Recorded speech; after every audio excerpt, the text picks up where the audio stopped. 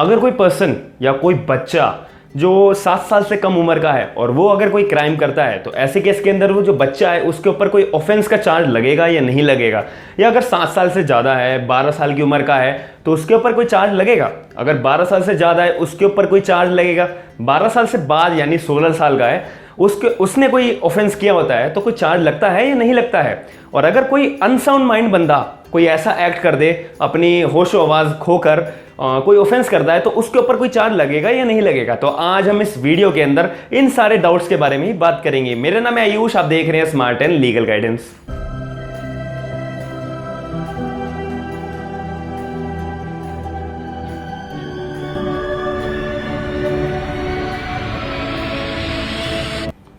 सबसे पहली बात, हमारा इंडियन पिनल कोड 1860 के अंदर एक टॉपिक आता है जनरल डिफेंसेस का, जो हमारा सेक्शन 76 से 106 के अंदर कवर होता है। हमने प्रीवियस वीडियोस के अंदर सेक्शन 76 और जनरल डिफेंसेस का इंट्रोडक्शन और 77, 78, 79, 80 और 81 हमारा लास्ट सेक्शन हुआ था। आपको वीडियो का डिस्क्रिप्शन में आपको सारी वीडियोस प्रोवाइड हो जाएंगी और इसकी पूरी की पूरी प्लेलिस्ट जनरल डिफेंसेस की भी आपको डिस्क्रिप्शन बॉक्स के अंदर प्रोवाइड हो जाएगी और आपको अभी स्क्रीन पे भी वीडियोस का जो थंबनेल होता है वो शो हो रहा होगा, तो आप डिस्क्रिप्शन बॉक्स में जाके पूरी पूरी वीडियोस देख सकते हैं और अपने डाउट्स क्लियर कर सकते हैं। तो आज का हमारा वीडियो का जो टॉपिक है वो आगे के फर्दर सेक्शंस का है, सेक्शन 82, 83 और 84। इन तीनों सेक्शन के अंदर जो सबसे ज्यादा इंपॉर्टेंट सेक्शन है वो हमारा सेक्शन 84 है, जो एग्जाम पॉइंट ऑफ व्यू से हमें याद रखना जरूरी है। और जो 82 और 83 है वो प्री का पेपर होता है, प्रीलिमिनरी का जो एग्जाम होता है उसको ध्यान में रखते हुए ये हमारे को ध्यान में रखना पड़ेगा। सिर्फ दो वर्ड हैं जो हमें दिमाग में रखने पड़ते हैं, जो प्री में डायरेक्ट पूछ लेते हैं और अगर हमें मतलब ही नहीं पता होगा, हमने अगर छोड़ के गए होंगे या हमने पढ़ा होगा ऊपर से, लेकिन बेरेक्ट के अंदर ये जो 2 वर्ड हैं ये नहीं लिखे हुए हैं। इसीलिए मैं बार बार बोल रहा हूं, अभी डीजीएस के पेपर में भी और राजस्थान के में भी डायरेक्ट क्वेश्चंस आए हुए थे कि डोली इनपैक्स क्या होता है या डोली कैपेक्स क्या होता है, तो इसको हम जानते हैं। सबसे पहली बात, सेक्शन 82 हमारा क्या कहता है, act of a child under 7 years of age. अगर कोई भी बच्चा 7 साल की उम्र का या फिर उससे कम उम्र का, यानी कि 0 से 7 साल तक की उम्र का कोई भी बच्चा ऐसा एक्ट करता है जो हमारे आईपीसी के अंदर या फिर हमारे जितने भी लॉ की किताबें हैं उनमें ऑफेंस दिखाता है, और वो जो एक्ट करा गया है यानी कि जो कोई अपराध करा गया है 0 से 7 साल तक की उम्र के बच्चे के हाथों की तरफ से और वो ऑफेंस होता है, तो क्या उस ऑफेंस को, उस बच्चे को हम अपराधी मानेंगे और वो जो ऑफेंस हुआ है उसको अपराध मानेंगे या नहीं मानेंगे, ये हमारे को सेक्शन 82 बताता है। इसमें साफ साफ बात बोली हुई है, 2 वर्ड जो हमें पढ़ने हैं, ध्यान रखने हैं। जैसे आपको ये पता लगेगा अगर क्वेश्चन में, अगर इलिस्ट्रेशन में भी आया कि अगर कोई 0 से 7 साल तक की उम्र के बच्चे के जरिए कोई ऑफेंस करा जा रहा है, ये लाइन अगर आपने पढ़ते ही आपको 2 वर्ड दिमाग में आने चाहिए, डोली इनकैपेक्स।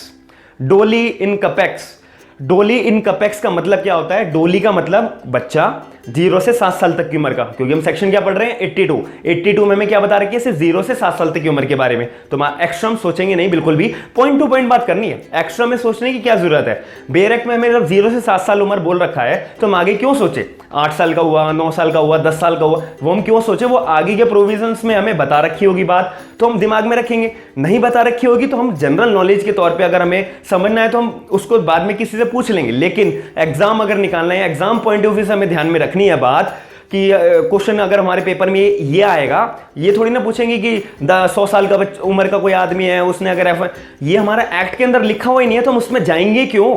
तो हमारा जो है एक्ट के अंदर क्या लिखा है, 0 से 7 साल तक की उम्र, तो सिर्फ आपको उसमें ध्यान देना है 0 से 7 साल तक की उम्र के बच्चे को हम डोली बोलेंगे। डोली एक टर्म होती है जो यूज करी जाती है, जूरिस्ट जो थे उन्होंने 2 वर्ड निकाले थे, डोली और इनकैपेक्स। तो डोली वर्ड जो है हमारा 0 से 7 साल तक की उम्र का को कोई भी होगा तो उसे हम बच्चा होगा जो उसे हम डोली बोलेंगे। तो ऐसे इनकैपेक्स का मतलब क्या होता है, incapable to commit crime.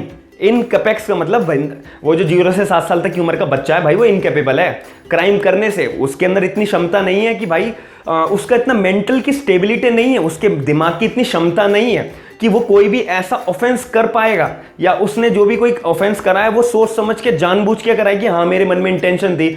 For example किसी छोटे बच्चे ने मर्डर कर दिया या गलती से मर्डर हो गया या कुछ भी सर्कमस्टांसिस की वजह से उसके हाथों से किसी की जान चली गई, अनजाने में गई हो, जानबूझकर गई हो, या इन कल्पिएबल होमोसाइड की सर्कमस्टांसिस की वजह से गई हो, लेकिन फिर भी उसके अंदर 0 से 7 साल तक की उम्र का कोई भी बच्चा होगा, उसके तरफ से कोई भी ऐसा एक्ट करा जाएगा तो उसके अंदर उस बच्चे को सजा नहीं दी जाएगी।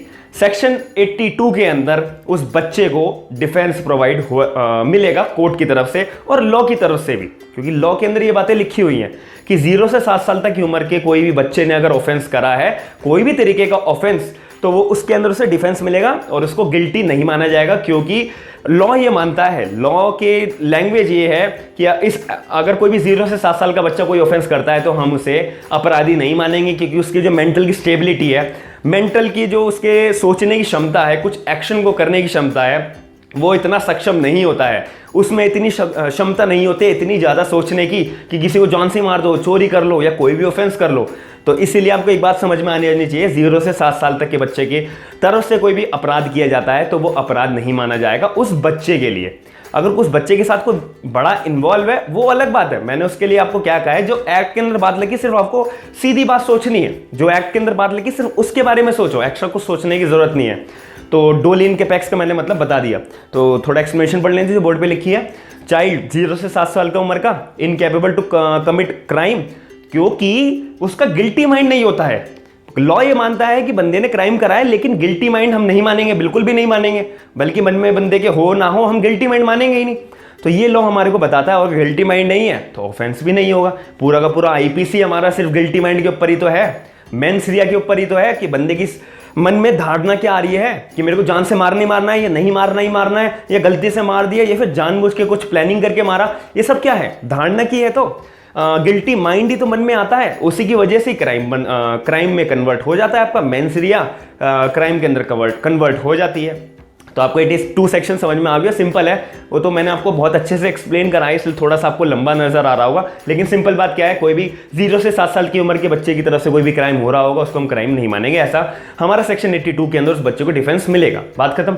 सेक्शन 83 अब हमारा क्या कहता है, act of a child above 7 and under 12 years of age. अब इसके अंदर डोली कैपेक्स, अब इसके अंदर हम बच्चे की जो सोचने की क्षमता है उसको थोड़ा हम सोचेंगे। इसका मतलब है कि अगर कोई भी 7 या फिर 12 साल की बीच 7 साल की उम्र का बच्चा है या 12 साल की उम्र का बच्चा है या 7 से लेके 12 साल तक की उम्र के बीच की एज में उम्र में कोई भी बच्चे ने कोई भी उम्र का बच्चा है उसने क्राइम करा होता है, तो इस केस के अंदर 2 मिनट रुक जाएंगे। कोर्ट जो है अब इसके अंदर पहले फैक्ट्स पढ़ेगा कि क्या फैक्ट्स आई थी, क्या नौबत आई थी जो बच्चे को ऐसा क्राइम करना पड़ा। फॉर एग्जाम्पल कुछ बच्चे के साथ मतलब कुछ छेड़खानी कर रहा था कोई, या उसे परेशान कर रहा था और बच्चे ने गुस्से में आके कुछ क्राइम कमिट कर दिया, और उसके अंदर उस बच्चे की क्षमता को देखा जाएगा कि इसमें इतनी शक्ति है, सोचने की इतनी शक्ति है। या दूसरी बात, किसी पर्सन ने एक बच्चे को लालच दिया किसी चीज का और उस लालच की वजह से उस बच्चे ने कुछ एक्ट कमिट कर दिया हो, इस वजह से ये जो कोर्ट है इस बात को स्टडी करेगा, फैक्ट्स को अच्छे से पढ़ेगा। सेक्शन 82 के अंदर हमने समझा था कि फैक्ट्स की पढ़ने की जरूरत ही नहीं है, 0 से 7 साल तक की उम्र का अगर बच्चा है तो नो ऑफेंस। सेक्शन 83 के अंदर नो ऑफेंस नहीं मानेंगे, इसके अंदर हम जो है अंडरस्टैंड करेंगे पहले कंसिडरेशन को, सर्कमस्टांसेस को, सिचुएशंस को कि क्या वजह से ऑफेंस हुआ है। 7 से 12 साल तक की उम्र के बच्चे ने ऑफेंस तो करा है, किस लिए करा है, रीजन क्या है। तो रीजन जो है हमारे को सेक्शन 83 के अंदर डिफेंस तो मिल भी सकता है, नहीं भी मिल सकता है, इसीलिए मैंने एक वर्ड लिखा हुआ है मे बी। उस बच्चे कैपेबल है कमिट करने के लिए क्राइम, मे बी, हाँ हो भी सकता है, नहीं भी हो सकता। बाई चांस कुछ बच्चे, एक आदमी ने जो मेजर है उसने ट्रेंड कराओ 7 से 12 साल तक की उम्र के बच्चे को कि चोरी करने के लिए ट्रेंड कराओ कि तुम चुपचाप जाओ बैग में से पर्स उठा के ले आओ और तुम मेरे को देते रहो, और वो बच्चा जो है इनोसेंट है, उसको तो जो आदमी ने सिखाया है तो उस बच्चे की क्या गलती होगी। इस केस के अंदर उस बच्चे को डिफेंस मिल जाएगा, उस आदमी के ऊपर जो है क्रिमिनल ऑफेंस का चार्ज लगाया जाएगा। और उस केस के अंदर जो बच्चा अगर इंटेंशनली कर रहा हो, वो पला बड़ा ही ऐसी जगह पर हो जहाँ पे ऑफेंसेस होते होंगे और उसने देख देख के सीखा होगा, अब उसकी वो आदत बन गई होगी, और आदत भी बनने के बाद उसको इतनी शक्ति है उसमें, क्या सही है क्या गलत है ये भी उसके पास शक्ति होनी चाहिए, इतना माइंड उसका डेवलपमेंट होना चाहिए, ये भी कोर्ट कंसिडर करेगा उस ऑफेंस का चार्ज लगाते टाइम। तो इसीलिए मैंने आपको बताया है सेक्शन उम्र 7 साल से 12 साल तक की उम्र के बीच का बच्चे ने कोई भी ऑफेंस करा जाता है और ऑफेंस करा जाता है तो कोर्ट इसके अंदर पहले अंडरस्टैंड करेगा सिचुएशन को कि कौन सी सिचुएशन में आके उस बच्चे ने ऑफेंस करा है। तो इस केस के अंदर उस बच्चे ने क्राइम करा भी हो सकता है और नहीं भी करा हो सकता है, ये हमारे को अभी फाइंड आउट करना होता है कोर्ट के प्रोसीडिंग्स के अंदर। तो इसके अंदर हम बोर्ड के अंदर समझते हैं लैंग्वेज क्या लिखी हुई है कि कोई भी 7 या 12 साल तक की उम्र का बच्चा है और वो मे बी कैपेबल है या टू कमिट अ क्राइम, वो कैपेबल है भी या नहीं भी क्राइम का, वही तो हमें निकालना है। तो उसी को हमें अंडरस्टैंड करना है, कंसिडरेशंस को, सिचुएशंस को, कि कैसी सर्कमस्टांसेस में आके उस बच्चे ने ऑफेंस करा है। तो इसी के लिए ये हमारा सेक्शन 83 खत्म हो गया। ये मैं आपको ऐसी जनरल नॉलेज के लिए बताना चाहूंगा, जो मैंने आपको वीडियो के स्टार्टिंग में एक्सप्लेनेशन दी थी कि अगर 12 साल को भी बच्चे ने ऑफेंस करा है, 16 साल के में करा है तो क्या होगा। ऐसे केस के अंदर 0 से 7 हमने पढ़ लिया, नो ऑफेंस। 7 से 12 हमने पढ़ लिया कि कंसिडरेशन लेगा कोर्ट, अंडरस्टैंड करेगा।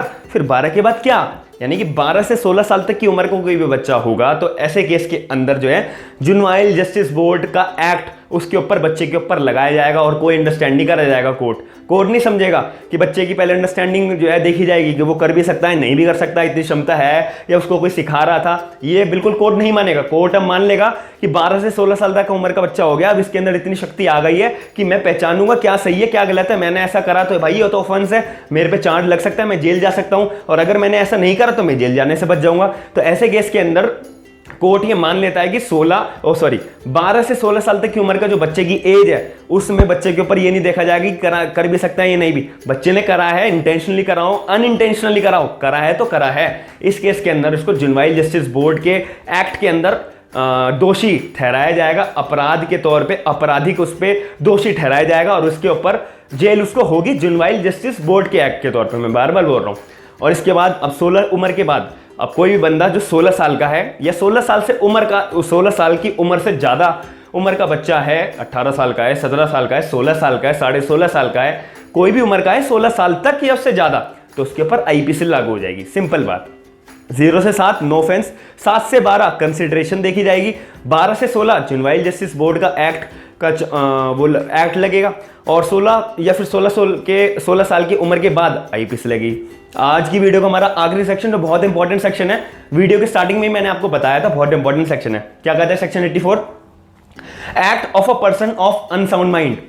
कोई भी कार्य, कोई भी ऑफेंस, कोई भी एक्ट किया जा रहा है अनसाउंड माइंड की तरफ, अनसाउंड माइंड जो बंदा है उसकी तरफ से, जो दिमागी तौर पे स्टेबल नहीं है, तो उसकी तरफ से कोई भी ऑफेंस करा जा रहा है, तो ऐसे केस के अंदर उस बंदे को जो है डिफेंस मिलेगा सेक्शन 84 के अंदर। कोई भी पागल व्यक्ति है, कोई भी इनसेन व्यक्ति है, उसने कोई भी ऑफेंस कर दिया है और ऑफेंस करने के बाद भी वो पागल बंदा है तो उसे डिफेंस मिलेगा, उससे कोई भी सजा नहीं होगी। लेकिन ये इतना आसान नहीं है समझना। एक लाइन में तो मैंने बता दिया कि कोई भी दिमागी तौर पे ठीक नहीं है बंदा, उसकी तरफ से कोई भी ऑफेंस किया जा रहा है तो उसके ऊपर कोई भी आपराधिक तौर पे उस पर कोई भी जुर्माना नहीं लगेगा, कोई भी उस पर लाइबिलिटी, उसके ऊपर पनिशमेंट नहीं लगा सकता है कोर्ट। ऐसे बात हमारे को सेक्शन 84 बताता है। लेकिन इसके अंदर थोड़ी और इंटरप्रिटेशंस हैं जो हमारे को पढ़नी है। आईपीसी के बेरेक के अंदर आपको थोड़ी सी बात लिखी होगी और बहुत कॉम्प्लिकेशंस के अंदर लिखा हुआ है।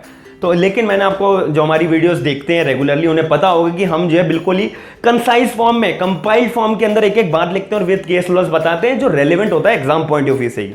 एक लाइन में बताता हूं, नथिंग इज अ ऑफेंस, कोई भी अपराध नहीं माना जाएगा। किसके क्या अपराध नहीं माना जाएगा? Which is done by unsound mind of a person, वो अपराध नहीं माना जाएगा जो करा गया है अनसाउंड माइंड पर्सन की तरफ से, दिमागी तौर पे जो स्टेबल नहीं है, कॉम्पिटेंट नहीं है, उसकी तरफ से जो है कोई भी अपराध किया जा रहा है, तो वो हमारा सेक्शन 84 के तौर पे डिफेंस पूरा पूरा लेने के लिए हकदार होगा। अब इसके अंदर एक केस, आपको इतनी लाइन तो समझ में आएगा ही होगी कि कोई भी अनसाउंड माइंड है, उसने कोई भी ऑफेंस करा है, तो वो ऑफेंस करने के बाद भी अपने आप को बचा लेगा। वो तो सीधा कोर्ट के अंदर खड़ा हो जाएगा और अपने आप को प्रूव करेगा कि जज साहब, मैंने जब ऑफेंस करा था तो जब मैं अनसाउंड माइंड था, मुझे पता ही नहीं था मैंने क्या करा है, मैं क्या कर रहा हूं, मुझको कोई भी अनुमान नहीं था कि मैं कुछ ऐसा एक्ट कर रहा हूं कि वो जो है ऑफेंस के तौर पे मुझे लाइबिलिटी या मेरे को पनिशमेंट उस कार्य के तौर पे मिल सकती है, तो उस टाइम पे मैं नहीं हूं। कोर्ट कहेगा प्रूव करो, वो अपने डॉक्यूमेंट्स या फिर जिस टाइम ऑफेंस हो रहा था वहां के डॉक्यूमेंटेशन, सर्कमस्टांसेस प्रूव करेगा। सेक्शन 84 का कोर्ट जो है उस पर सेक्शन अप्लाई करवा के उसको बाइज्जत बरी कर देगा, एक्यूटल कर देगा।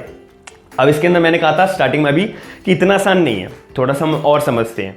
मैकन्यूटन्स का एक केस है, आप गूगल पे भी टाइप करेंगे, बहुत पॉपुलर केस है और बहुत इंपॉर्टेंट केस है सेक्शन 84 के लिए। इसके अंदर क्या बताया था, मैकन्यूटन्स का एक केस आया था। इसके अंदर क्या था, एक पर्सन था, वो पर्सन बहुत ज्यादा प्रॉब्लम फेस कर रहा था। वो ये सोच रहा था कि जो स्कॉटलैंड के अंदर जितने भी दुख हो रहे हैं, जितने भी क्राइसिस हो रहे हैं, जितने भी दुविधाएं हमारे स्कॉटलैंड कंट्री के अंदर आ रही हैं, वो सब किसकी वजह से आ रही हैं, प्राइम मिनिस्टर की तरफ से। स्कॉटलैंड का प्राइम मिनिस्टर ही इन सारे प्रॉब्लम्स का जिम्मेदार ठहराया जा रहा है। तो उस बंदे को बहुत ज्यादा गुस्सा भरा हुआ था प्राइम मिनिस्टर ऑफ स्कॉटलैंड के लिए। तो एक दिन उसने कहीं पे न्यूज में देखा या फिर किसी बंदे से पता लगा कि एक दिन स्कॉटलैंड का जो प्राइम मिनिस्टर है वो उसके घर के पास वाली जगह से ही जाने वाला है। उसने, जो बंदा था, वो प्लानिंग करके पूरा बैठ गया कि यहां से वो निकलेगा तो मैं उसको एकदम जान से मार दूंगा।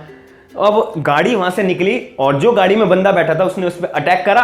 किसने, जो बंदा प्रॉब्लम में था कि भाई सारी दुविधाएं जो भी हो रही है स्कॉटलैंड के अंदर वो प्राइम मिनिस्टर की तरफ से हो रही है। तो एक दिन वो बंदा वेट कर रहा था, जैसी गाड़ी गुजरी उसने अटैक करा और जो गाड़ी के अंदर बंदा बैठा हो तो वो मर गया। फाइनली ये हुआ कि वो जो बंदा मरा है वो प्राइम मिनिस्टर नहीं मरा है, बल्कि प्राइम मिनिस्टर का पीए, पर्सनल असिस्टेंट मरा है। अब वो बंदा कोर्ट के अंदर पकड़ा गया, वो बंदा उसी टाइम उसको पकड़ लिया। कोर्ट के अंदर उसका ट्रायल चला, कोर्ट ओरिजिनल ज्यूरिसडिक्शन के तौर पे उसका केस जो है चला और कोर्ट ने इसको फांसी की सजा सुना दी गई। अब मैं उम्मीद करता हूं कि आपको जो ओरिजिनल ज्यूरिसडिक्शन का मतलब पता होगा, कि इतना आप मेरी वीडियोस देख रहे होंगे, जो ओरिजिनल ज्यूरिसडिक्शन आप समझते होंगे। फिर भी मैं आज आपको बता देता हूं, ओरिजिनल ज्यूरिसडिक्शन का मतलब होता है कि सबसे पहली बार कोर्ट का कोई भी केस कोर्ट के अंदर चढ़ता है, कोई भी केस कोर्ट के अंदर ट्रायल के लिए सबसे पहली बार आता है, वो ओरिजिनल ज्यूरिसडिक्शन का केस माना जाता है। आर्टिकल 131 के अंदर भी ओरिजिनल ज्यूरिसडिक्शन के बारे में बता रखा है। हमें उससे लिंक करने की भी जरूरत नहीं है इस वीडियो के अंदर, लेकिन मेरा मतलब था कि एक वर्ड ओरिजिनल ज्यूरिसडिक्शन मैंने बोला है तो आपके दिमाग में एकदम पॉइंट्स आने चाहिए, कॉन्स्टिट्यूशन का भी आपके दिमाग में आने चाहिए। अगर आप लॉ को लिंक कर पा रहे हैं ना, एक सेक्शन को दूसरे सेक्शन से, एक सेक्शन को दूसरे आर्टिकल से, तो आप बहुत अच्छा कर रहे हैं और आपका दिमाग जो है बहुत कंसिस्टेंसी फॉर्म के अंदर वर्क कर रहा है। अगर आप लिंक कर पा रहे हैं तो आप बहुत अच्छी बात है। तो मैं इस बात का कोई रेलेवेंसी नहीं थी, लेकिन एक नॉलेज के लिए बहुत रेलेवेंट बात थी ये, हमारे सेक्शंस के लिए कोई रेलेवेंसी नहीं थी। तो मैं कहां पर था कि उस बंदे को फांसी की सजा दे दी गई उस कोर्ट ने। अब इस केस के अंदर जो उस बंदे का लॉयर था, वो लॉयर अपील में गया। उस लॉयर ने बोला कि जैसा ये जो लोअर कोर्ट ने फांसी की सजा सुनाई है ये गलत है। जो मेरा क्लाइंट है, जिस बंदे ने ऐसी मतलब अटैक करा था प्राइम मिनिस्टर के पीए को और वो जान से मर गया था, तो वो गलत डायरेक्शन में करा था, क्योंकि वो लीगली तौर पे मेंटली स्टेबल नहीं था उस टाइम पर। तो इसीलिए मैं आपसे दरख्वास्त करता हूं कि आप सेक्शन 84 के अंदर उसे लिए अनसाउंड माइंड डिक्लेयर करके उसे डिफेंस दे दे। और कोर्ट ने सहमति दे दी और माना गया कि हाँ, वो बंदा बहुत ही ज्यादा क्राइसिस फेस कर रहा था और अपना आपा खो बैठ रहा था, और जो उसकी मेंटल स्टेबिलिटी थी वो बिल्कुल खत्म हो चुकी थी, और इतनी ज्यादा हीट ऑफ द मोमेंट की वजह से उसने एक्ट करा था, तो उसे बाइज्जत बरी कर दिया गया था अपर कोर्ट की तरफ से। ये बात आपको पूरी समझ में आ गई होगी। अब आपको बार बार इंसैनिटी, अनसाउंड माइंड के अंदर एक डाउट आ रहा होगा कि भाई एक्चुअल में थोड़ा एक्सप्लेन तो कर दे कि अनसाउंड माइंड होता क्या है, हम इसको समझेंगे कैसे, एक बंदे को हम अनसाउंड माइंड कैसे डिक्लेयर माने। इसका भी जवाब है मेरे पास। अनसाउंड माइंड का हम बोलते हैं इंसैनिटी बोलेंगे, अनसाउंड माइंड बोलेंगे। मैंने इंसैनिटी वर्ड लिखा हुआ है, आप इसे अनसाउंड माइंड भी समझ लिए। इंसैनिटी मतलब पागलपना, अनसाउंड माइंड मतलब जिसकी मेंटल स्टेबिलिटी ठीक नहीं है। इसको दो भागे में बांटेंगे, एक लीगली तौर पे अनसाउंड माइंड है, एक मेडिकली तौर पे अनसाउंड माइंड है। लीगली तौर पे अनसाउंड माइंड जब माना जाता है कि जब बंदा कोई क्राइम कर रहा है, क्राइम करने से पहले ही वो अनसाउंड माइंड हो, तो उसे हम क्या बोलेंगे, लीगल अनसाउंड माइंड। अब मेडिकल तौर पे हम अनसाउंड माइंड कब मानेंगे, वो हमारे मेडिकल ऑब्जर्वेशन में पता लगेगा कि उसको जब मेडिकल एग्जामिनेशन होगा तब पता लगेगा कि बंदे ने क्राइम करने से पहले अनसाउंड माइंड था, या करने के बाद अनसाउंड माइंड हुआ, या करते टाइम भी अनसाउंड माइंड हो गया था। जैसे ऑफेंस करने से पहले ही उसको एकदम शौक लगा कि मैं गलत कर रहा हूँ, या फिर कर दिया फिर भी उसने ऑफेंस, ये सर्कमस्टांसेस ही, या फिर क्राइम करने से पहले अनसाउंड माइंड था, क्राइम करने के बाद अनसाउंड माइंड हुआ, ये मेडिकल ऑब्जर्वेशन में पता लगेगा। ये दो तरीके से क्लासिफिकेशन होती है अनसाउंड माइंड की तरफ से। अब इसके अंदर एक आखिरी केस है हमारा मोहम्मद हुसैन वर्सेस अहमद का। इस केस के अंदर बोला था कि एक हस्बैंड था और एक वाइफ थी। हस्बैंड ने अपनी वाइफ से पानी मांगा वाइफ ने हस्बैंड को पानी देने से मना कर दिया और husband heat of the moment के अंदर अपनी वाइफ की उसने डेथ कमिट कर दी, अपनी वाइफ को उसने जान से मार दिया और वो वाइफ का खून देख के बहुत ज़्यादा शॉक हो गया और अनकॉन्शियस हो गया। तो ऐसे केस के अंदर उसको जो मेंटल स्टेबिलिटी थी वो एकदम खो बैठा और उसकी जो अनसाउंड माइंड थी वो डिक्लेयर हो गई, उसी टाइम वो पागल हो गया। तो ऐसे केस के अंदर कोर्ट के अंदर जब मैटर गया तो कोर्ट ने बोला जब तक इसकी अनसाउंड माइंड की स्टेबिलिटी मतलब अनसाउंड माइंड जब तक ये अनसाउंड माइंड की कैटेगरी के अंदर है जब तक उसे छोड़ दिया जाए, जब तक ये पागलपना इसका ठीक नहीं हो जाता, जब तक इसकी मेंटल स्टेबिलिटी ठीक नहीं हो जाती, जब तक इसे छोड़ दिया जाए।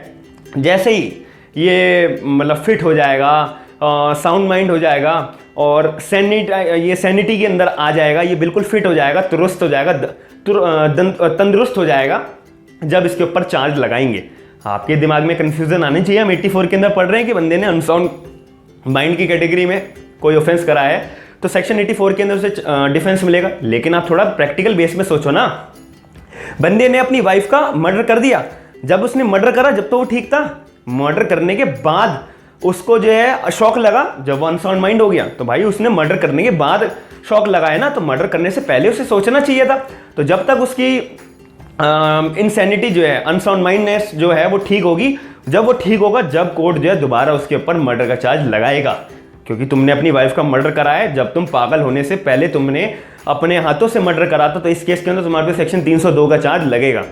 आप बार बार ये एक पॉइंट मेरा नोट कर रहे होंगे कि मैं बार बार मर्डर क्यों बोल रहा हूँ, जबकि मैंने तो जनरल डिफेंस के इंट्रोडक्शन में ही बोला था कि अगर कोई भी ह्यूमन बीइंग किसी दूसरे ह्यूमन बीइंग को मारता है जान से तो हम उसको मर्डर नहीं बोलते हैं बल्कि होमोसाइड बोलते हैं। Murder, culpable homicide, death by negligence हम तो जब बोलते हैं जब पूरे फैक्ट्स पता लगते हैं। लेकिन आप थोड़ा समझिए, इस केस लॉज के अंदर मैं एग्जांपल ये समझ के चल रहा हूं कि उस हस्बैंड ने जो है वाइफ का अपनी वाइफ का मर्डर करा है, इसलिए बार बार मर्डर बोल रहा हूं, होमोसाइड वर्ड नहीं बोल रहा। तो आप थोड़ा सा ध्यान रखिएगा। और अगर जो बात अगर मैंने अभी बोली आपको समझ में ना आई हो तो आप मेरे इंट्रोडक्शन का वीडियो जरूर देखिएगा, उससे आपको पूरी क्लियरिटी होगी कि आखिर जनरल डिफेंसेस का आखिर मतलब क्या होता है और किन किन बंदों को फायदा मिलता है। हम इतनी देर से बंदों के फायदे के बारे में तो बात कर रहे हैं। सेक्शन 82 के अंदर कोई बच्चा क्राइम करके आ रहा है फिर भी फायदा मिल रहा है। सेक्शन 83 के अंदर कोई 7 से 12 साल तक की उम्र का बच्चा क्राइम करके आ रहा है तो उसे फायदा मिल रहा है। सेक्शन 84 के अंदर अगर तुमने कोर्ट के अंदर ये प्रूव कर दिया कि क्राइम करते दौरान में अनसाउंड माइंड था तो आपको फायदा मिलेगा।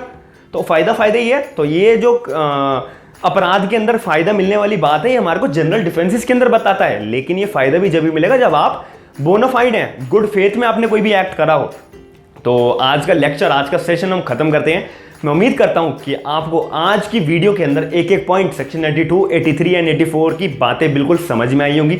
अगर आपको मेरी वीडियोस के अंदर एक भी छोटा सा डाउट भी आपका क्लियर हुआ हो तो आप मेरे वीडियो को लाइक जरूर करिएगा, चैनल को सब्सक्राइब जरूर करिएगा और इस वीडियो को जितना शेयर करेंगे उससे हमारे को मोटिव मिलेगा और जल्दी से जल्दी वीडियो हम और अपलोड करेंगे। अगर आपको कोई भी डाउट होगा जनरल डिफेंसेस के रिगार्डिंग, इन सेक्शंस के रिगार्डिंग या प्रीवियस कोई भी वीडियोस के रिगार्डिंग, तो आप इस वीडियो में या उस पर्टिकुलर वीडियो के अंदर कमेंट डाल के जरूर अपना डाउट क्लियर कर सकते हैं। आज की इस वीडियो को हम एंड करते हैं और अगर आपको मेरी वीडियो पसंद आती है तो शेयर जरूर करिएगा और लाइक जरूर करिएगा। थैंक यू, धन्यवाद।